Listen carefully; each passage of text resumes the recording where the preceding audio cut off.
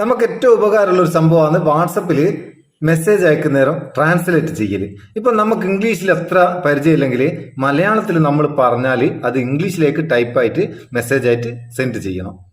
അതിനെപ്പറ്റി നമ്മൾ മുമ്പും വീഡിയോ ചെയ്തിരിക്കും, പക്ഷെ അധികം ആൾക്കാരും അത് കണ്ടിട്ടില്ല. ഒന്നുകൂടി അത് ഒന്ന് പറയാം. ഇപ്പോൾ ഇടക്കിടക്ക് ആരെങ്കിലും ഇങ്ങനെ ചോദിക്കും അതെങ്ങനെയാന്ന്, അതുകൊണ്ടാണ് വീണ്ടും ചെയ്യുന്നത്. നമുക്ക് അതൊന്നുകൂടി ഒന്ന് നോക്കാം. നിങ്ങളിത് കണ്ടാലും നിങ്ങൾക്ക് അറിയാനൊന്നുണ്ടെങ്കിൽ അറിഞ്ഞൂടാത്ത ആൾക്കാർക്കൊന്ന് ഷെയർ ചെയ്ത് കൊടുത്താൽ മതി. സംഭവം എങ്ങനെ വെച്ചാൽ ഇതിന് നമ്മൾ ജീബോർഡാണ് ഉപയോഗിക്കുന്നത്. ജീബോർഡിന്റെ വീഡിയോ നമ്മൾ ഒരുപാട് ചെയ്താണ്. ജീബോർഡ് നിങ്ങൾ ഉപയോഗിക്കുന്നില്ലെങ്കിൽ ഇതുപോലത്തെ ഒരുപാട് ഫീച്ചറുകളുണ്ട്, ലിങ്ക് ഡിസ്ക്രിപ്ഷനിൽ വെക്കും, അവിടുന്ന് ഡൗൺലോഡ് ചെയ്ത് ഉപയോഗിക്കാം. ഒരുപാട് വീഡിയോ ജീബോർഡിന്റെ നമ്മൾ ചെയ്തിരിക്കും. നമുക്ക് വാട്സപ്പിൽ ഒരു ചാറ്റ് എടുക്കാം.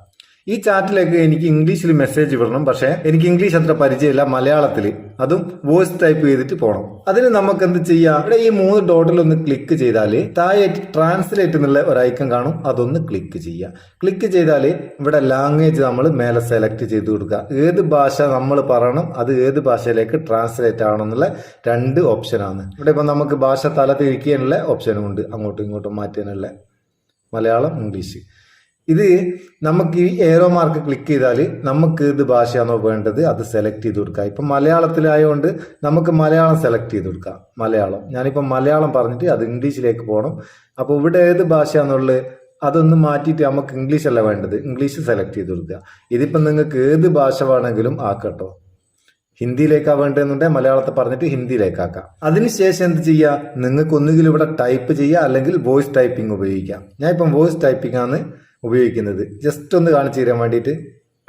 അല്ല സുഹൃത്തെ, ഇനിയിപ്പോൾ എവിടെയാണെന്നുള്ളത് ഞാനിപ്പോൾ ആ പറഞ്ഞത് അങ്ങനെ തന്നെ ഇംഗ്ലീഷിലേക്ക് ഇവിടെ ടൈപ്പായി സെൻഡ് കൊടുത്താൽ നമ്മൾ മലയാളത്തിൽ പറഞ്ഞാൽ അത് അങ്ങനെ തന്നെ ഇംഗ്ലീഷിൽ പോയി. തിരിഞ്ഞിക്ക സംഭവം ഇപ്പം അറിഞ്ഞത് എന്തെങ്കിലും. അപ്പം നിങ്ങൾക്ക് ഇംഗ്ലീഷ് അറിഞ്ഞൂടാ, ഭാഷ അറിഞ്ഞൂടാന്നും പറഞ്ഞിട്ട് മെനക്കെട്ട് കുത്തിരിക്കണ്ട.